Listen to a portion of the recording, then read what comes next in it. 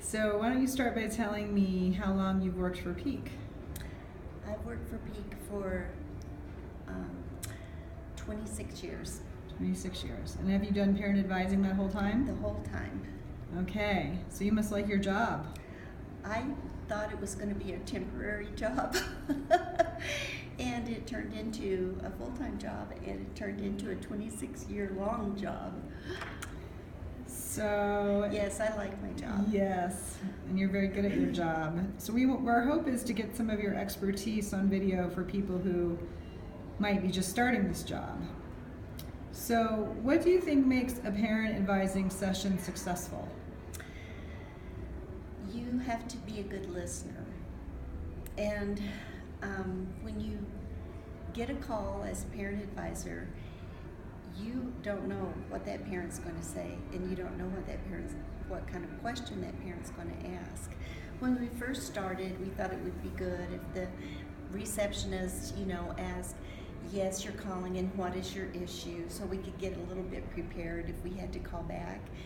And what I found over these years is that they may have one issue that turns into something that's 180 degrees from whatever it was that they told the receptionist. So you get into it, and it's not what you thought it was going to be. So you have to be ready to be comfortable with spontaneity. We don't know what they're going to ask, and so we don't know what our answer is going to be before we get the call.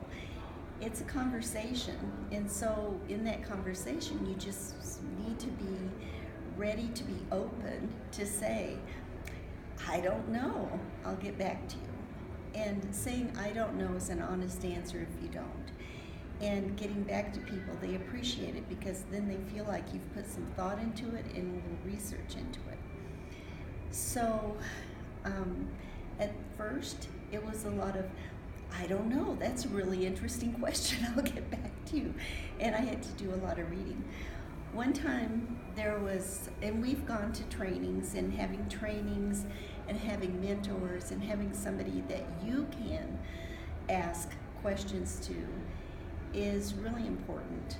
And that's how you learn, and that's how we all learn, by shared experience and by being willing to ask people questions that we don't know the answers to. So one attorney I remember, or one advice I heard a long time ago was, if you're like a Christian, you're encouraged to read your Bible every day. If you're an advocate under IDEA, I would encourage you to read the law every day. Not because you want to have it flowing in your veins, but you need to be familiar with it, because if this is the subject that's going to come up a lot, you need to have some familiarity to it. And find your resources and find sites that you can explore, and just ask questions. And in your off time, you ask yourself questions like a parent might ask a question to you, and then you go explore it. So I forgot what the original question was, JC. What makes a parent advising session successful? Oh, I think just being willing to find the answer to the question, and without judging the parent. And being non-judgmental is really important, because we're not that child's parent. We are simply being asked a question by a parent, and it's not our obligation, it's not our responsibility, it's not our duty to question how that parent is parenting, if that makes sense, because we're only hearing part of the story. We don't know their whole life. But if they say something like, "Well, I beat my child every day," then you might want to say, there might be a better way to parent, but probably that's not the case. When parents call us, they're calling because they want an answer and they're concerned about their child. So a successful parent session, I guess you could say, is answering the question. All right. And how would you say you empower parents, Shirley? I think it's really important to encourage parents to explore their own power with their parent, with their parenting, and also with their child. When the IEP team states that parents are an equal member of that team, but parents often don't feel equal because they're not professional. They are professional. Their profession is being a parent at that point. And so being able, in giving them the permission to trust themselves, I think is really important. So empowerment comes from knowledge. Power is knowledge. Knowledge is power. So encouraging parents to explore the resources, encouraging them to read their rights, encourage them to, speak up, but giving them the permission to do so. And the empowerment comes from experience, I think. And knowing that they have somebody on their side that they can call back.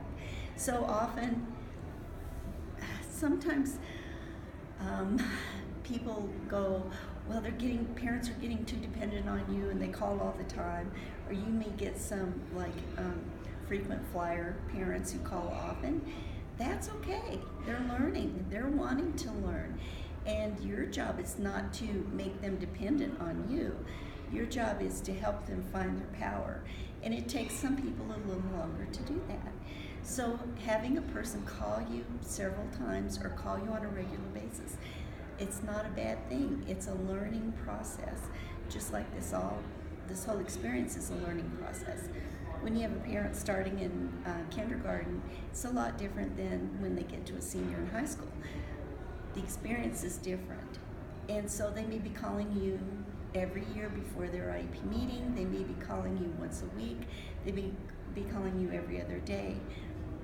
But when they feel empowered enough, they will stop calling. And then you're wondering, I wonder what happened to so-and-so. Hope he's okay. And you just kind of get left in the dust because they found their power and they don't need your support. It's not that they don't appreciate you and don't want you to know what's going on. It's they found their power. So when you know a parent is really empowered, it's when they stop calling. All right, great. What advice do you have for new parent advisors? You've already said some things, like read the law every day, help parents find their power, be a good listener.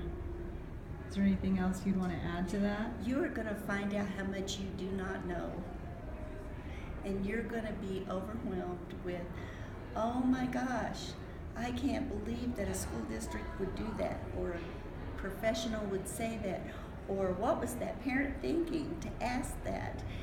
You're just going to come to a lot of situations that you're going to figure out there is a whole lot I don't know. I know a lot about my child. I know a lot about my child's disability, but I have got a lot to learn about the whole rest of the world. Know that you will feel overwhelmed at times. Know that that's a real kind of natural growth experience. And know that there are places that you can go to find the answers. All right, anything else you'd like to share, Shirley, with our Take 5 readers and viewers? Know that, that triangle they had for positive behavior supports, you had the red pyramid, and then you had the yellow pyramid, and then you had the green pyramid. Now they've changed it, it's more blended. But at the very beginning, it was the red pyramid was the real, 1% that was really kind of hot. Those are the calls you get. That's where you live a lot of the time. That's not the rest of the world. And so the majority of schools do a pretty good job. The majority of students who have IEPs are making progress. The majority of the students who are in special education and receiving special education services and are in school are really progressing, and they're doing okay. Don't let it get out of whack and out of perspective. The people who have great experiences in school don't call you up to say, I just wanted you to know everything's going great. That's not what you're there for. You're there for those parents who are living in the red zone right now. So just keep that in perspective. Keep it in perspective that it's not an out of balance thing.